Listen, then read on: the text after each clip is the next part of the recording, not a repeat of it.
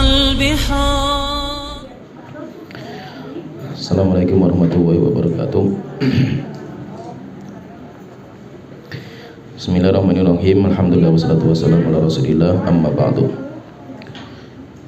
Kita masih membahas tentang iman kepada kitab-kitab suci, dan telah kita sebutkan bahwa iman kita kepada kitab suci itu harus beriman kepada 4 perkara. Yang pertama, beriman bahwa penurunan kitab suci itu dari Allah secara hak, yaitu benar-benar dari Allah Ta'ala. Dan kitab suci itu adalah firman Allah yang Allah turunkan. Dan firman Allah bukan hanya Al-Quran, kitab Taurat, Zabur, dan yang lainnya, bukan. Tetapi firman Allah tidak terbatas. Dan kitab suci itu termasuk bagian dari firman Allah Ta'ala yang tidak terbatas. Allah turunkan, dan ketika diturunkan maka kitab suci sampai kepada kita itu melewati perantara. Dan perantara itu ada 2. Perantaranya Allah itu ada 2. Perantara dari kalangan malaikat, yaitu malaikat Jibril, dinamakan dengan Rasul Malaki, Rasul dari kalangan malaikat. Kemudian yang kedua, perantara dari manusia, dinamakan dengan Rasulul Insi, yaitu para anbiya dan rasul. Kemudian yang kedua, iman kepada kitab suci yang kedua konsekuensinya beriman kepada nama-nama kitab suci yang sampai kepada kita secara rinci. Sedangkan yang tidak ada namanya, maka kita yakini secara global bahwasanya semua rasul itu Allah berikan kitab suci. Walaupun khilaf di antara para ulama, siapa yang diberikan kitab suci? Apakah rasul dan nabi juga diberikan? Wallahu alam, pendapat yang paling kuat hanya rasul, sedangkan nabi tidak. Tetapi kalau nabi itu berhukum dengan kitab suci rasul sebelumnya. Nabi dari kalangan Bani Israel banyak sekali, tapi mereka itu berhukum dengan kitab Taurat, kitabnya Nabi Musa. Berarti yang Allah berikan kitab suci itu hanya rasul, sedangkan nabi tidak. Dan kitab suci yang sampai kepada kita namanya itu hanya 5. Yang pertama suhuf, yaitu suhufnya Nabi Ibrahim dan suhufnya Nabi Musa. Kemudian yang kedua kitab Taurat, Allah berikan kepada Nabi Musa. Kemudian kitab Zabur, Allah berikan kepada Nabi Daud. Kemudian kitab Injil Allah berikan kepada Nabi Isa. Kemudian ada kitab Al-Quran yang Allah turunkan kepada Nabi Muhammad SAW, dan itu kitab terbaik. Dan sifatnya Al-Quran itu muhaiminan. Muhaiminan itu menjaga kebenaran yang ada pada kitab-kitab suci sebelumnya. Kitab-kitab suci sebelumnya itu sudah dimasukkan perubahan oleh tangan-tangan mereka, sehingga kita sudah tidak bisa memastikan kitab Injil sekarang, kitab Taurat sekarang itu apakah itu masih asli atau tidak. Kenapa? Karena terjadi perubahan yang dirubah di tangan-tangan mereka. Kalau kita ingin mencari kebenaran Injil, kebenaran Taurat, kebenaran Zabur, tinggal kita membaca Al-Quran saja. Kenapa? Karena Al-Quran itu menjaga, menyimpan semua kebenaran yang masih ada dalam kitab Taurat dan Injil. Sehingga cukup kita itu membaca Al-Quran sudah cukup. Sedangkan orang muslim belajar Injil untuk mencari ilmu, mencari kebenaran, maka hukumnya tidak dibolehkan lagi. Tidak dibolehkan lagi. Maka Rasulullah SAW marah kepada Umar ketika beliau itu membawa kitab Taurat. Ditanya, wahai Umar, apa yang di tangan kanan kamu itu? Dia mengatakan, kitab Taurat, wahai Rasulullah. Maka Rasulullah tanya, mau kamu buat apa itu? Maka dia mengatakan, saya ingin baca. Maka Rasulullah mengatakan, wahai Umar, apakah kamu ragu dengan apa yang Allah turunkan kepada saya? Jika seandainya Nabi Musa sekarang ada, dia itu harus mengikuti agama saya, yaitu agama Islam. Berarti apa? Sudah tidak dibolehkan berhukum dengan kitab Taurat, Injil, demikian juga berdalil dengan isi di dalamnya. Apalagi seorang muslim dia menyampaikan isi kitab Taurat, misalkan Injil, kemudian berdalil, ini hukumnya tidak dibolehkan. Kenapa? Karena kita nggak tahu itu yang ditulis dalam kitab Injil itu masih murni atau tidak. Kenapa? Selama kitabnya itu diterjemahkan, namanya terjemahan itu bukan firman Allah Ta'ala. Terjemahan itu adalah bahasa kita, sehingga namanya kitab Al-Quran, namanya terjemahan Al-Quran yang dicetak itu tidak sah kecuali harus dicantumkan bahasa Arabnya, dicantumkan bahasa Arab. Sedangkan terjemahan versi Indonesia itu bukan firman Allah Ta'ala. Namanya firman Allah itu yang bahasa Arab. Bismillahirrahmanirrahim, alhamdulillahirabbil alamin, itu namanya firman Allah. Sedangkan terjemahan segala puji bagi Allah Tuhan semesta alam itu bukan firman Allah Ta'ala. Maka tidak boleh orang sholat memakai bahasa terjemahan. Kenapa nggak boleh? Karena itu bukan firman Allah Ta'ala. Oleh itu kalau namanya kitab suci Al-Quran itu yang terjemahan itu harus dicantumkan bahasa Arabnya.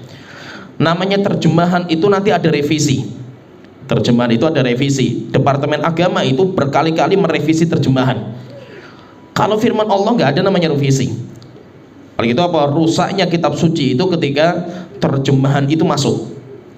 Nah, kita dapatkan kitab Injil itu yang asli sudah nggak ada. Kitab Injil yang asli itu nggak ada, yang ada cuma terjemahan saja itu. Orang Indonesia ya Injil terjemahan versi Indonesia. Orang Inggris versinya Inggris dan yang lainnya, tapi versi aslinya sudah nggak ada. Namanya terjemahan itu kita sudah nggak bisa menjamin keaslian. Oleh itu apa? Kitab Injil yang asli itu malah nggak ada. Berbeda dengan Al-Quran, walaupun sudah ribuan tahun Al-Quran diturunkan, sampai sekarang itu masih terjaga keasliannya. Maka ada imam yang sholat keliru bacanya, itu masih bisa dibenarkan sama orang-orang makmumnya itu, walaupun semuanya nggak bisa bahasa Arab. Imam baca Al-Quran keliru, makmumnya bisa membenarkan. Padahal apa? Padahal makmumnya juga sama-sama nggak tahu artinya itu, bahasa Arabnya nggak tahu itu. Tapi kenapa bisa membenarkan? Karena kitab aslinya itu, bahasa asli dari Allah itu masih terjaga. Dan itu cara supaya Al-Quran itu terjaga.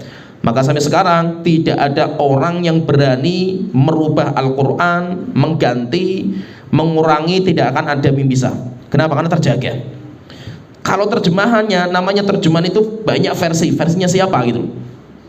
Namanya terjemahan, tinggal kita itu menerjemahkan dengan bahasa apa gitu. Oleh karena itu, kalau kitab-kitab suci sebelum kita itu sudah dihapus dengan kitab Al-Quran, maka tidak boleh seorang itu muslim berdalil dengan kitab Injil lagi, berdalil dengan kitab Taurat lagi. Kalau dia itu berdalil dengan kitab Injil dan Taurat, berarti dia ragu kepada Al-Quran. Maka itu ini masalah juga. Sempat ramai juga Menteri Agama kita yang menyebutkan berdalilnya itu dengan kitab Injil. Ini jadi masalah itu. Kenapa? Karena kenapa harus menyebutkan Injil itu? Apakah di Al-Quran nggak ada gitu? Jika memang itu ada, itu benar masalahnya disebutkan dalam Injil itu, pasti di Al-Quran kita ada gitu. Apakah Al-Quran 30 juz nggak cukup gitu? Sehingga orang Muslim harus mencari ilmu lagi dari kitab Injil dan yang lainnya itu. Al-Quran kita sudah cukup gitu. Oleh itu apa? Tidak dibolehkan orang Muslim berdalil dengan kitab Injil, berdalil dengan kitab Taurat, apalagi mempelajari dan dijadikan sebagai dalil pedoman, maka tidak dibolehkan karena kita punya Al-Quran. Dan Al-Quran sudah menyebutkan bahwasanya kitab-kitab Injil, Taurat dan yang lainnya itu enggak selamat dari perubahan. Sedangkan yang selamat itu cuma Al-Quran karena Allah menjaganya. Inna anzalna dzikra, kami yang menurunkan wahyu, wa inna lahu lahafidun, dan kami akan menjaga. Wahyu itu kami sendiri akan menjaga, bukan kita yang menjaga, tapi Allah yang menjaga. Ini yang kedua yang harus kita imani, yaitu kita beriman kepada nama-nama kitab suci yang sampai kepada kita. Kalau enggak kita ketahui namanya, maka kita yakini saja bahwa semua rasul itu diberikan kitab suci. Sedangkan nama-nama yang tidak kita dalam agama kita enggak direkomendasikan, maka kita diam. Wallahu alam, apakah itu kitab suci atau tidak. Seperti kitab sucinya orang Hindu Buddha, apakah memang itu kitab suci Nabi, kitab sucinya Rasul, karena Hindu Buddha itu adalah Rasul, kita akan wallahu alam. Yang penting kita dalam agama kita itu ahlul kitab itu cuma orang-orang Yahudi, orang-orang Kristen, orang Muslim. Selain itu kita bukan namanya ahlul kitab. Maka orang Hindu, Buddha, Konghucu dan yang lainnya semuanya orang-orang musyrik. Karena mengatakan tapi kan mereka punya kitab suci itu. Wallahu alam. Apakah itu kitab suci dari Allah atau tidak? Wallahu alam. Kemudian yang ketiga, pembahasan yang kita bahas di sini yang ketiga, yaitu kita akan membahas tentang konsekuensi iman kepada malaikat yang ketiga, yaitu membenarkan segala yang dikabarkan di dalam kitab suci. Kalau kita berarti kabar-kabar yang dibawa sama Al-Quran. Kalau cerita-cerita di kitab Taurat dan Injil, maka kita itu tidak bisa memastikan cerita-ceritanya. Kenapa? Karena perubahan, kemudian penyelewengan itu sudah ada di kitab-kitab sebelum kita, di tangan-tangan mereka. Oleh itu Syekhul Islam itu menyebutkan, dan itu ada riwayat juga, para ulama mengatakan bahwa bedanya umat Islam dengan umat sebelum kita, bedanya itu ada beberapa perbedaan yang harus kita pahami dalam masalah ini. Yang pertama, kalau umat-umat kita, umat-umat sebelum kita itu orang Kristen, orang Yahudi dan yang lainnya itu, manusia paling bejatnya mereka itu ulama mereka. Jadi manusia paling rusaknya mereka itu ulama-ulamanya mereka, pendetanya mereka, kemudian rahibnya mereka, itu orang paling rusak di kalangan mereka. Sedangkan umat Islam itu manusia terbaiknya mereka itu ulama-ulamanya. Sehingga perbedaannya seperti ini. Oleh karena itu apa? Yang merubah agama mereka ya ulamanya, bukan orang awamnya. Sehingga siapa yang merusak agama mereka itu? Yang merusak agama mereka ya ulama-ulamanya sendiri itu. Pendetanya, ulama-ulama rujukan mereka itu malah yang merusak agama mereka. Sehingga apa? Manusia paling jeleknya mereka itu malah ulama mereka. Berbeda dengan umat Islam. Kalau umat Islam itu orang terbaiknya mereka itu adalah para ulamanya mereka, yang berjuang untuk menjaga agama mereka dari perubahan-perubahan yang ada. Sehingga apa? Sehingga Allah alhamdulillah dengan adanya para ulama itu, agama Islam itu terjaga. Sehingga setiap ada sesuatu baru yang masuk dalam agama kita, dibongkar sama ulama-ulama kita. Kenapa? Yang menjaga agama Islam itu ulama. Berbeda dengan agama sebelumnya. Kalau agama sebelumnya itu yang merusak agama mereka, ulama mereka. Sehingga yang berubah-berubah kitab suci dengan tangan mereka ya ulama-ulamanya itu, bukan orang bodohnya. Orang bodoh itu ikuti ulamanya saja itu, tetapi yang merusak agama mereka itu ulama-ulama mereka. Ini bedanya yang pertama. Bedanya yang kedua itu, kalau Allah melihat Rasul yang atau kitab suci Rasul sebelum kita sudah dirubah oleh tangan-tangan manusia, tangan-tangan ulama-ulama mereka, maka nanti Allah menjaga kitab suci itu dengan diutus Nabi yang baru. Seorang Rasul misalkan Nabi Musa. Nabi Musa meninggal dunia, kitab suci beliau akan dirubah sama tangan-tangan ulama-ulama mereka. Sehingga yang berubah itu ulama-ulamanya, bukan orang awamnya, tapi ulamanya. Maka untuk menjaga kitab Taurat, maka Allah mengutus Nabi yang baru. Akhirnya apa? Muncul seorang Nabi, kemudian mulai dikembalikan lagi, dakwai lagi, kemudian setelah itu kitab Taurat mulai dibersihkan lagi. Sehingga apa? Manusia kembali ke kitab suci lagi itu, yang benar.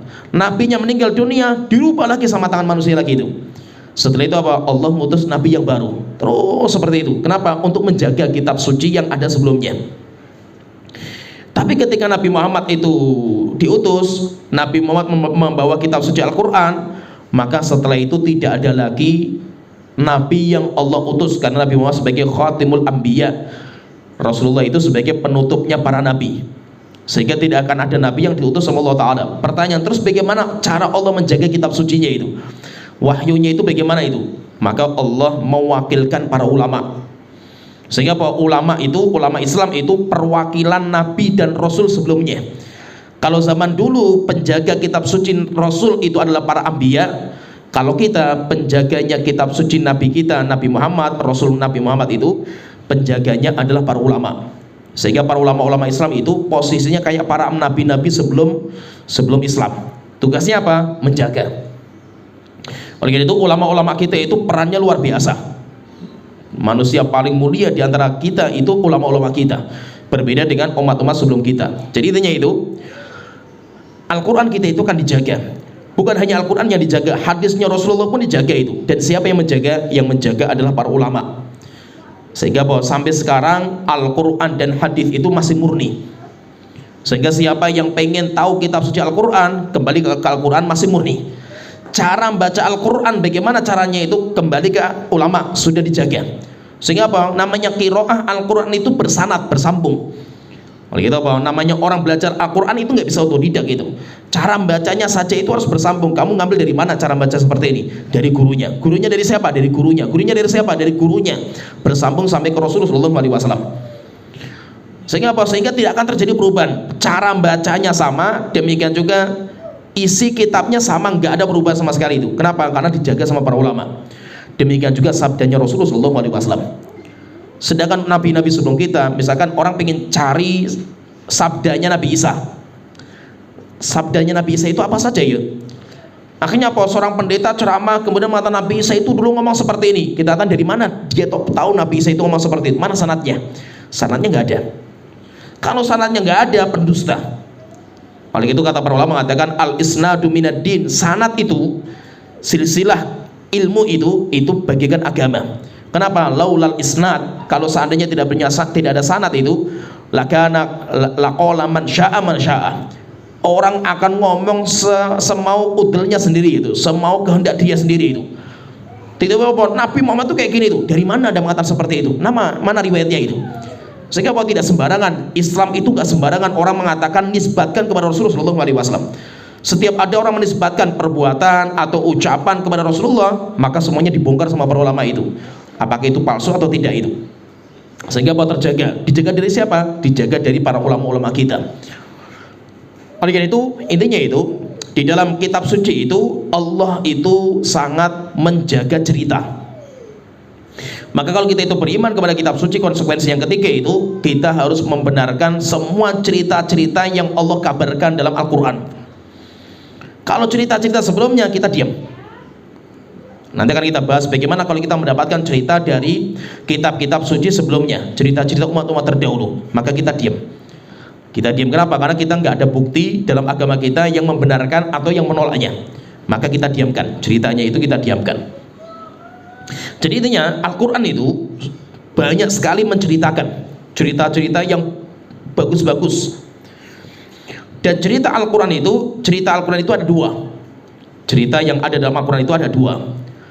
Yang pertama, cerita-cerita yang sudah berlalu. Cerita-cerita yang sudah berlalu, dan yang sudah berlalu itu perkara yang gaib bagi kita karena sudah berlalu itu. Kemudian yang kedua, cerita yang kedua itu cerita-cerita yang akan datang. Walaupun belum terjadi, tapi Allah sudah menceritakan. Berarti apa? Cerita itu banyak sekali. Ada cerita-cerita yang sudah berlalu, ada juga cerita-cerita yang akan datang. Cerita penciptaan langit dan bumi. Ini kan cerita yang sudah lama sekali itu. Setelah itu cerita bagaimana ceritanya para nabi dan rasul, nabi ini, rasul-rasul ini diceritakan sama Allah Ta'ala. Demikian juga cerita-cerita yang akan datang, cerita bagaimana di alam kubur, cerita bagaimana nanti di neraka jahanam, cerita bagaimana di surga, bahkan cerita bagaimana diskusi orang-orang neraka dan surga. Bahkan Allah menceritakan bagaimana ucapan orang pertama kali ketika masuk surga itu kayak apa, sudah diceritakan sama Allah Ta'ala. Padahal apa? Ini belum terjadi. Ini belum terjadi, tapi kisah itu sudah Allah ceritakan. Berarti apa? Kisah itu, kalau Allah versinya Allah itu, kisah itu ada kisah yang akan datang. Kalau kita ya berarti ramalan, tetapi kalau Allah pasti terjadi. Jadi ada sesuatu yang sudah berlalu, itu sudah terjadi. Ada sesuatu yang akan datang, itu pun Allah ceritakan. Dan kisah itu kalau kita perhatikan, kalau kita lihat itu, Al-Quran itu, kisah itu isinya sepertiga Al-Quran. Jadi kalau kita baca Al-Quran itu, kita baca Al-Quran 30 juz, nanti kita akan dapatkan rupanya Al-Quran itu isinya cuma 3. Isi Quran itu cuma 3 itu. Sepertiga pertama itu berisi nama, sifat, dan haknya Allah Ta'ala. Sehingga sering sekali ayat itu ditutup dengan wa kanallahu ghafurur rahima, innallaha bima ta'maluna alim, dan yang lainnya terus nama-nama sifat Allah itu sepertiga. Itu sepertiga. Oleh itu Rasulullah pernah mengatakan dalam membicarakan tentang surat Al-Ikhlas, innaha la ta'dilu thulutsal Qur'an. Al-Ikhlas itu menyamai sepertiga Al-Quran. Maksudnya apa? Sepertiga isinya. Karena surat Al-Ikhlas dari awal sampai akhir berisi nama, sifat, dan haknya Allah Ta'ala. Sehingga isinya sepertiga. Dan ayat-ayat atau surat-surat yang membicarakan nama Allah, sifat Allah, isi yang ketiga ini merupakan surat-surat terbaik. Jadi surat terbaik itu nanti Al-Quran itu ayat-ayatnya itu bertingkat-tingkat. Ada ayat paling baik, ada ayat yang biasa, ya itu paling baik. Dan biasanya itu apa yang membedakan itu? Yang membedakan itu kandungan isinya. Setiap Al-Quran yang membicarakan tentang Allah, yaitu kandungan isi itu yang dibicarakan Allah, berarti dia itu lebih mulia daripada yang lainnya. Nah itu kenapa Al-Ikhlas itu surat terbaik. Al-Ikhlas itu karena dari awal sampai akhir membicarakan Allah Ta'ala. Ayat kursi kenapa menjadi ayat terbaik? Sampai Rasulullah bertanya sama Ubay bin Ka'ab, ayu ayatin fil Qur'ani a'zam, ayat apa dalam Al-Quran yang terbaik? Maka Ubay mengatakan ayat kursi. Maka Rasulullah mengatakan benar, ayat kursi yang terbaik. Kenapa? Dari awal ayat sampai akhir membicarakan tentang sifatnya Allah Ta'ala. Jadi isi yang pertama itu Al-Quran itu membicarakan tentang nama, sifat, dan haknya Allah Ta'ala. Itu isinya sepertiga. Kemudian yang kedua, sepertiga yang kedua itu isinya cerita. Dan cerita itu sepertiga sendiri isinya itu. Sepertiga Al-Quran itu isinya cerita. Ini sepertiganya, sepertiga yang kedua. Kemudian sepertiga yang ketiga baru syariat. Isinya itu sepertiga yang ketiga itu isinya syariat. Syariat itu apa? Perintah Allah dan larangan. Allah perintahkan ini, Allah melarang ini, itu namanya syariat. Karena syariat itu isinya perintah dan larangan. Perintah sholat, perintah puasa, perintah haji, larangan untuk berzina, larangan untuk minum khamr, larangan banyak sekali. Nah itu namanya syariat. Syariat Allah itu dalam Al-Quran isinya sepertiga. Menunjukkan apa? Menunjukkan berarti apa? Cerita Al-Quran itu nggak main-main itu. Banyak sekali cerita itu. Dan cerita Al-Quran itu sepertiga sendiri isinya itu. Pertanyaan di sini, kenapa kok Allah itu sangat perhatian terhadap cerita? Allah itu sangat perhatian terhadap cerita itu, kenapa itu? Tujuannya untuk apa? Tujuannya sebagai pelajaran. Tujuannya sebagai pelajaran bagi kita. Allah telah berfirman misalkan dalam surat Yusuf, ketika sudah selesai menceritakan surat Yusuf, di akhir surat setelah panjang lebar Allah ceritakan Nabi Yusuf ini, Allah telah berfirman, laqad kana fi qasasihim ibratun li ulil albab. Sesungguhnya telah ada pada cerita-cerita mereka umat-umat terdahulu itu pelajaran bagi orang-orang yang berakal. Maka na haditsan yuftara, sesungguhnya cerita-cerita itu bukan dongeng-dongeng 1001 malam yang dusta, bukan. Walakin tasdiqal ladzi baina yadayhi, tetapi Al-Quran itu membenarkan kebenaran cerita-cerita sebelumnya itu yang terjadi pada zaman-zaman dahulu. Wa tafsila kulli syai'in, dan sebagai perincian terhadap segala sesuatu. Wa hudan wa rahmatan liqaumi yu'minun, sebagai petunjuk dan sebagai rahmat bagi orang-orang yang beriman. Allah Ta'ala juga menceritakan kisah Fir'aun ketika ditenggelamkan itu. Kenapa Fir'aun itu Allah ceritakan kisahnya ketika ditenggelamkan itu? Maka Allah Ta'ala mengatakan ketika menceritakan, Allah Ta'ala berfirman dalam surat Yunus, wajawazna bi bani Israil al-bahra, kami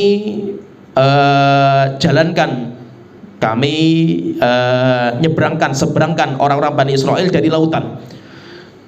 Sampai akhirnya apa? Fa'atba'ahum fir'aun wa junuduhu baghyan wa adwa. Setelah itu diikuti, mereka dikejar sama Fir'aun dan bala tentaranya.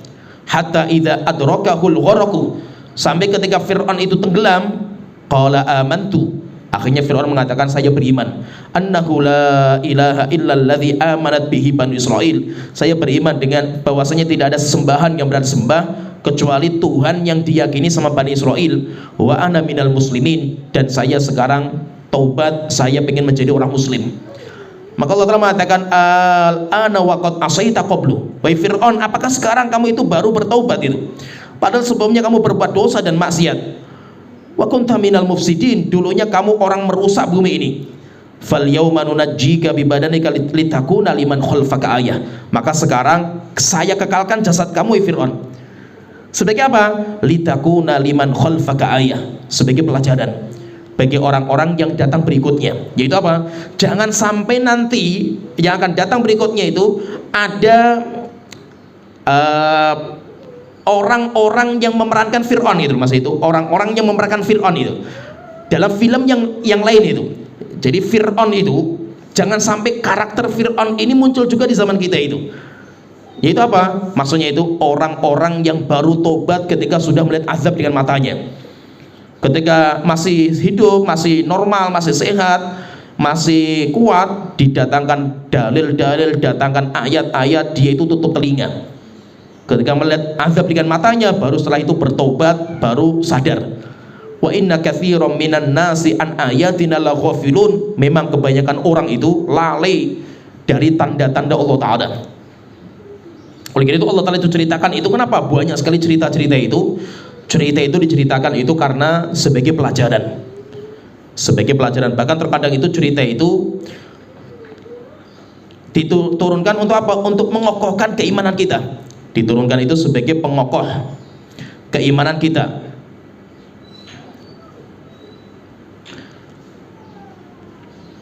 Allah Ta'ala mengatakan linutsabbita bihi fuadaka. Jadi Al-Quran itu turunkan pelan-pelan sama Allah Ta'ala. Banyak sekali cerita itu apa? Untuk mengokohkan hati kamu ya Muhammad. Jadi supaya hatinya itu kokoh, sehingga kita itu banyak belajar dari cerita-cerita itu banyak sekali. Intinya bahwa cerita Al-Quran itu Allah itu menceritakan banyak sekali cerita, baik cerita yang sudah terjadi maupun cerita yang akan terjadi. Dan kalau kita lihat Al-Quran itu, kalau kita melihat cerita Al-Quran itu, ini nanti dimasukkan nanti dalam bab para ulama itu namanya fiqhul qissah. Fikih mempelajari kisah dalam Al-Quran itu. Al-Quran itu terkadang kalau menceritakan sesuatu itu enggak diceritakan secara detail semua secara urut. Detailnya itu enggak. Terkadang apa? Ada sebuah cerita, ceritanya Nabi Adam. Al-Baqarah ada. Di dalam surat ini ada juga Ali Imran, surat ini ada juga, ceritanya ini ada juga itu. Sama pembahasannya itu, pembahasan masalah Nabi Adam masuk surga, kemudian makan buah, kemudian keluar dari surga itu. Tapi kenapa kok caranya itu beda-beda itu? Dan itu indahnya Allah Ta'ala itu, hebatnya Allah Ta'ala itu. Al-Quran itu terkadang sebuah cerita itu, cerita di surat Al-Baqarah itu cuma nitik beratkan di bagian ini saja. Diulang lagi nanti ceritanya pada surat ini, nitik beratkannya pada bab ini saja itu. Jadi apa? Terkadang satu cerita itu tersebar. Dan Nabi yang paling banyak ceritanya dalam Al-Quran itu Nabi Musa. Nabi yang terbanyak Allah sebutkan ceritanya, sehingga Nabi paling banyak namanya. Nama Nabi yang paling banyak disebutkan sama Allah tadi itu Nabi Musa. Kenapa? Karena ceritanya banyak sekali Nabi Musa itu, dan versinya itu beda-beda.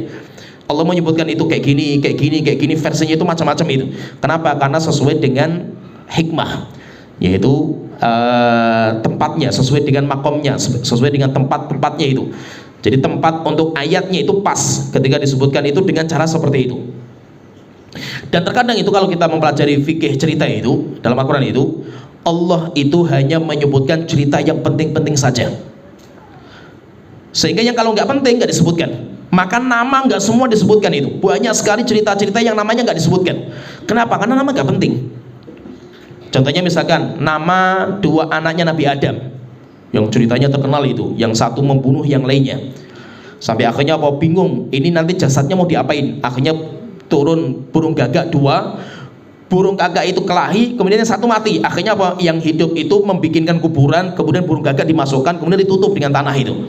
Akhirnya anaknya Nabi Adam yang membunuh itu mengatakan, kenapa saya tidak bisa mengikuti kayak burung gagak ini?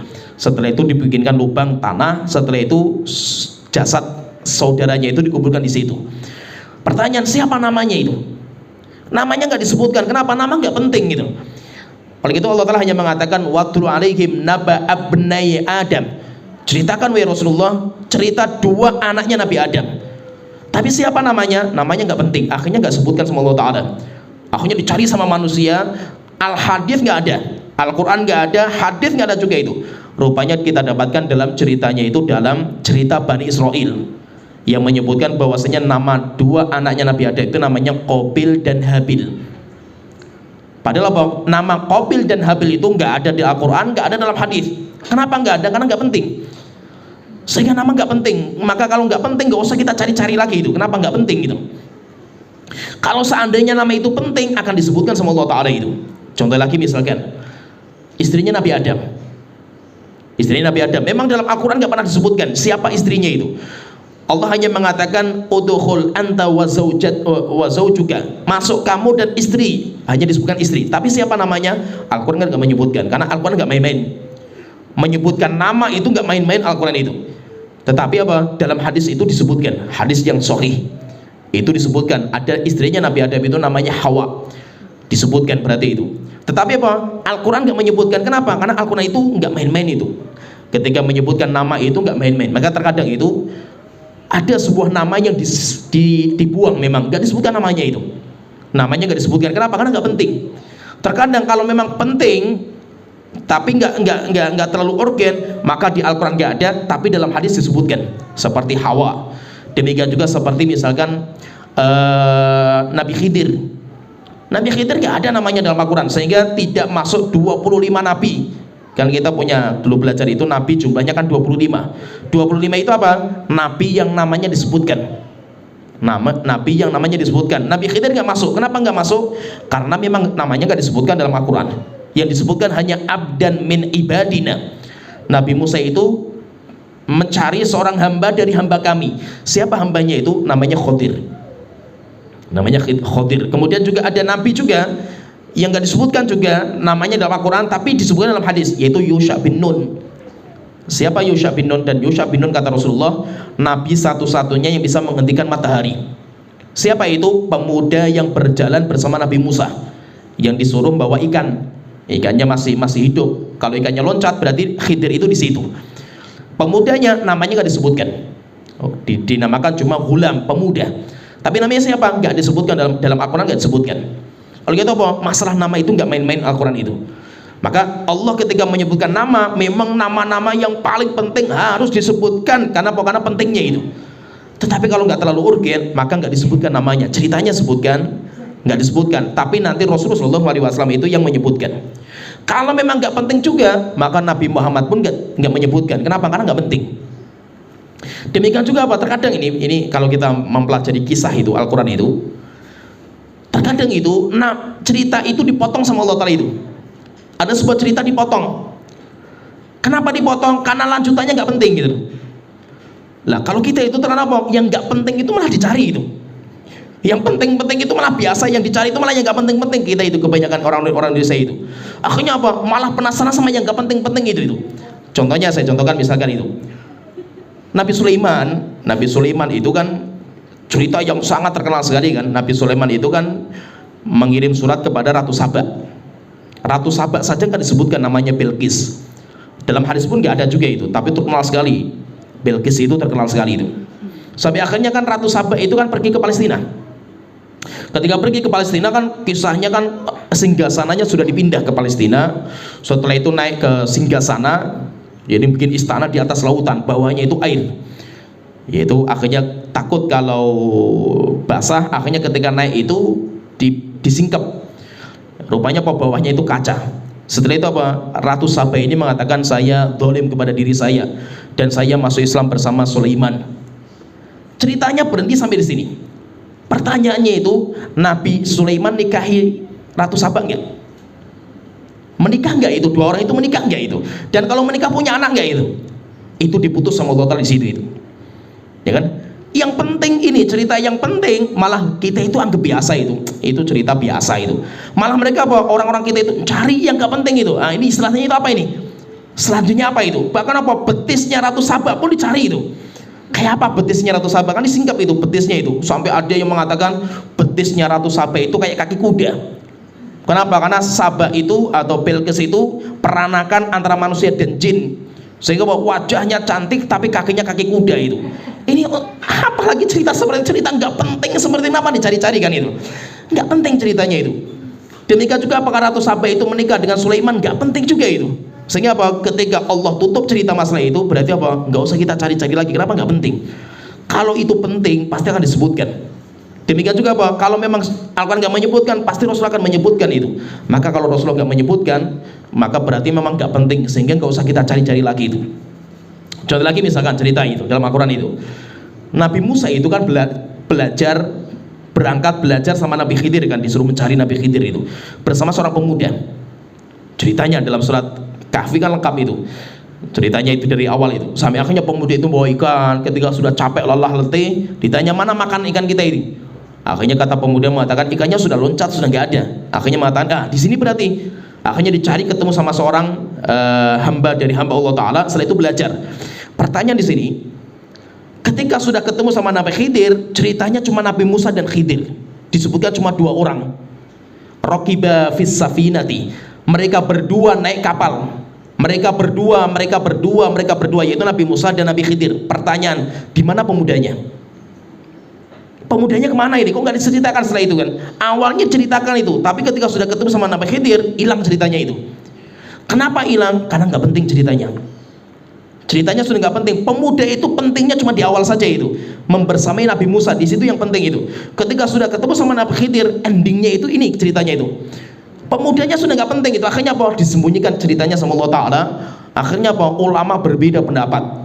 Ada yang mengatakan pemuda itu pulang, ada yang mengatakan pemuda itu nunggu di situ, ada juga yang mengatakan pemuda itu ikut.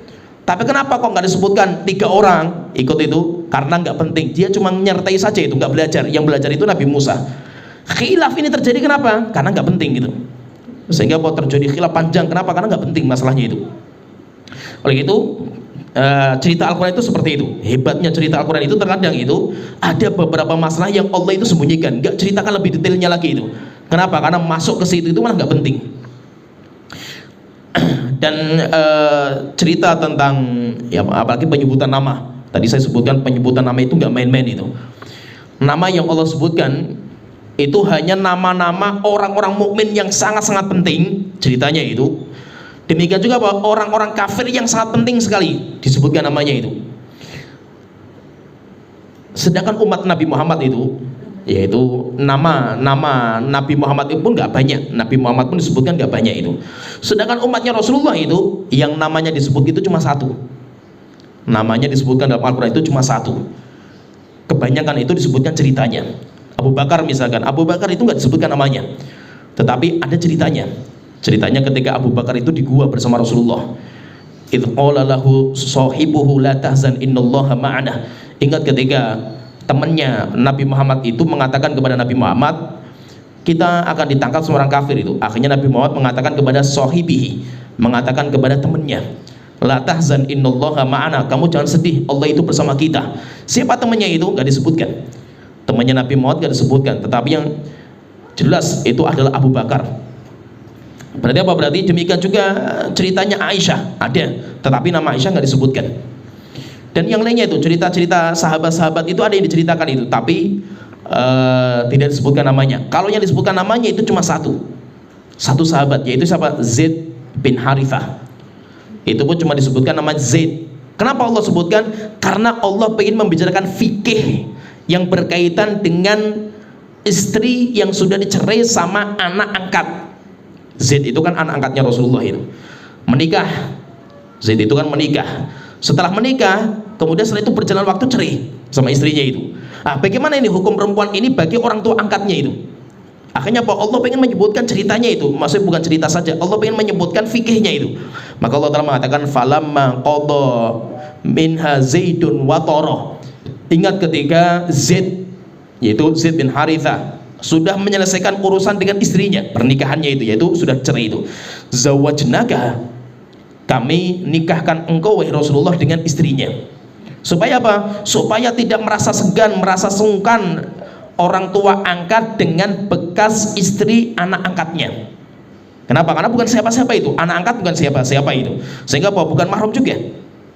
Istrinya anak angkat itu bukan mahram juga itu. Kenapa? Anak angkat pun bukan mahram juga itu. Akhirnya apa? Zaman dulu itu anak angkat itu kayak anak asli, sehingga istrinya itu kayak menantu asli gitu, masa itu kayak menantu anak asli itu. Akhirnya apa? Dihapus dalam agama kita. Maka Allah menyebutkan nama Zaid. Kenapa? Karena memang Allah ingin menjelaskan sebuah hukum. Maka itu terkadang apa? Dalam Al-Quran seperti ini. Dan namanya seorang muslim itu, kalau kita seorang muslim itu, jika memang Allah menceritakan sebuah cerita, berarti cerita itu benar. Walaupun apa? Perasaan kita nggak terima. Demikian juga Nabi Muhammad, ketika Nabi Muhammad menyebutkan sebuah cerita, maka cerita itu benar. Walaupun perasaan kita itu nggak benar, nggak menerima itu. Maka kita beragama itu bukan lewat perasaan, tetapi kita beragama itu karena Allah Ta'ala. Maka tidak boleh orang itu mengingkari cerita Allah Ta'ala dan Rasulullah. Kenapa? Karena berarti mengingkari wahyu. Contohnya misalkan, saya contohkan misalkan tentang Abu Lahab. Itu diantara orang yang namanya disebutkan Abu Lahab, orang kafir, kafirnya umat Islam itu yang disebutkan cuma Abu Lahab. Istrinya pun gak disebutkan, Ummu Jamil pun gak disebutkan itu. Cuma disebutkan wa mra'atuhu, imro'ahnya, istrinya. Lah Abu Lahab itu bagaimanapun dia itu pamannya Rasulullah SAW. Itu pamannya Rasulullah, berarti kita membicarakan keluarganya Rasulullah SAW.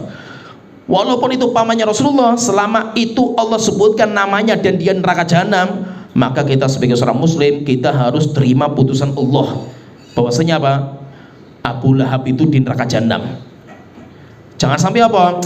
Jangan kita bicarakan lah. Kenapa? Karena itu pamannya Rasulullah. Enggak layak kita itu bicarakan pamannya Rasulullah itu. Kenapa? Karena orang-orang sufi seperti itu.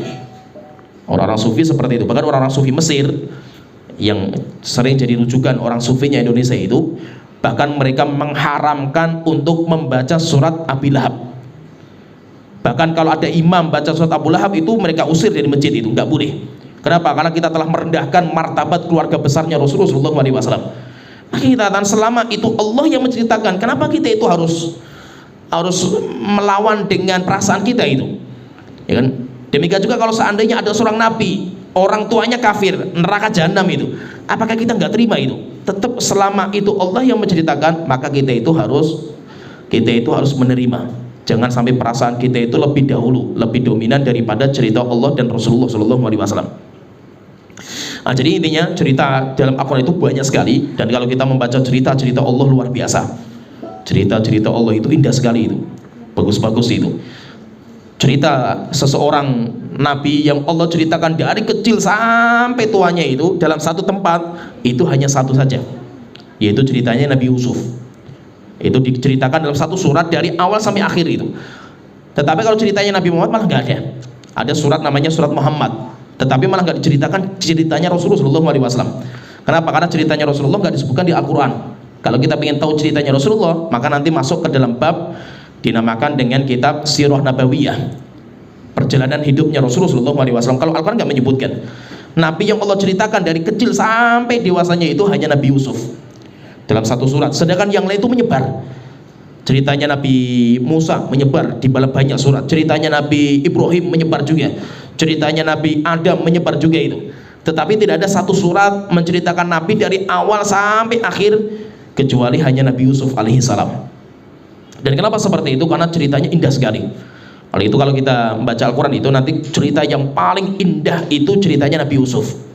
Oleh itu di awal surat itu, nahnu naqussu 'alaika ahsanal qasas, Allah telah mengatakan kami akan menceritakan kepada engkau ya Rasulullah ayat terindah, cerita yang paling indah, dinamakan dengan ahsanal qasas, cerita yang paling indah, yaitu ceritanya Nabi Yusuf. Maka itu kenapa Nabi Yusuf itu ceritanya sangat dijaga sama Allah Ta'ala, karena memang cerita itu sangat-sangat indah sekali itu, dinamakan dengan ahsanal qasas, cerita yang paling indah. Nah, makanya intinya cerita Al-Quran itu banyak sekali. Nanti kalau kita membaca, Masya Allah luar biasa. Cerita-cerita yang lalu maupun cerita-cerita yang akan datang itu luar biasa. Ceritanya indah sekali itu. Dan hebatnya Al-Quran itu antara cerita satu dan kedua itu nggak akan kontradiksi. Kalau seakan-akan kontradiksi berarti maksudnya apa? Berarti ada banyak kejadian. Contohnya misalkan saya contohkan ucapan orang-orang yang masuk surga. Orang yang masuk surga itu apa yang mereka ucapkan itu? Kalau kita perhatikan Al-Quran itu macam-macam. Ada ayat yang mengatakan orang masuk surga itu mengatakan alhamdulillahilladzi shadaqana wa'dah. Segala puji yang telah kepada Allah yang telah jujur janjinya kepada kita. Ada yang mengatakan alhamdulillahilladzi hadana li hadza. Ada yang mengatakan seperti juga segala puji kepada Allah yang telah memberikan kepada kami hidayah. Ada juga yang mengatakan alhamdulillahilladzi azhaba annal hazan. Segala puji bagi Allah yang telah mencabut rasa lelah letih dalam diri kita. Kalau kita perhatikan kok banyak sekali itu ucapan orang masuk surga seperti ini, maka kita katakan berarti orang masuk surga itu nanti mereka mengucapkan entah yang ini, entah yang ini, entah yang ini. Bukan berarti apa ceritanya kontradiksi, enggak kontradiksi. Sebagaimana cerita di kitab Injil. Kalau cerita dalam kitab Injil itu kontradiksi. Sehingga apa penyebutan jumlah pasukan itu bisa beda antara surat ini dan surat ini bisa beda. Akhirnya apa? Nanti ulama-ulama Injilnya itu bingung juga, ini yang benar mana ceritanya itu. Alkitab sucinya mereka saja beda menyebutkan itu. Kalau Al-Quran tidak. Al-Quran tidak. Maka Al-Quran itu kalau sudah masuk bab masalah sejarah, maka sejarah itu tidak mungkin dihapus. Sejarah sudah ada, sehingga paten sejarah itu tidak mungkin berubah, kecuali nanti kalau kita masuk kepada syariat, syariat itu nanti akan ada penghapusan. Nanti insya Allah kita bahas ke poin yang keempat, konsekuensi yang keempat itu nanti kita mengamalkan syariat yang Allah telah turunkan dalam kitab suci, itu nanti akan ada pembahasan masalah penghapusan. Tetapi kalau masalah sejarah nggak ada, sehingga pas sejarah itu ya itu tidak akan terjadi perubahan, karena sejarah itu sudah paten terjadi, itu sudah paten. Terkadang juga perkara-perkara yang gaib yang Allah sebutkan, Allah itu terkadang menceritakan sebuah cerita belum terjadi, tetapi kejadiannya langsung dilihat oleh para sahabat. Contohnya ketika dalam surat Rum itu, Ghulibatir Rum, itu diturunkan ketika Romawi perang sama Persia dan Romawi kalah. Maka Allah telah mengatakan memang hari ini Rum itu kalah Romawi itu, tetapi nanti dalam beberapa tahun yang akan datang Romawi itu akan menang. Dan ketika Romawi menang, maka orang-orang muslim itu bahagia. Akhirnya para sahabat itu menanti itu kapan menangnya Romawi itu. Setelah beberapa tahun sampai 9 tahun setelah itu baru Romawi itu menang. Dan ketika menang, mereka itu ingat dengan ayat tadi. Ingat dengan ayat tadi, yaitu ayat yang menceritakan bahwasanya Romawi itu nanti akan menang. Kalau kita baca hadis Rasulullah lebih banyak lagi itu. Cerita-cerita yang Rasulullah ceritakan yang akan datang, dan para sahabat itu melihat langsung dengan mata mereka kejadian kebenaran apa yang diceritakan sama Rasulullah SAW yang akan terjadi. Yang sampai di sini pembahasan kita, poin yang ketiga, kita beriman kepada kitab suci, yaitu kita beriman kepada semua kabar yang Allah ceritakan di dalam Al-Quran. Sedangkan yang tidak diceritakan, demikian juga Nabi Muhammad tidak menceritakan, maka cerita itu nggak terlalu penting, sehingga kita nggak usah takalluf, membebankan diri untuk mengetahui cerita itu, karena nggak terlalu penting. Nanti insya Allah pertemuan berikutnya kita akan masuk ke konsekuensi yang keempat, kita beriman kepada kitab suci, yaitu mengamalkan syariat Allah Ta'ala selama belum dihapus. Syariat Allah nanti ada berupa perintah, ada juga berupa larangan. Ya, sampai di sini pembahasan kita. Wa akhiru da'wana alhamdulillahirabbil alamin. Muhammad wa alihi wasallam.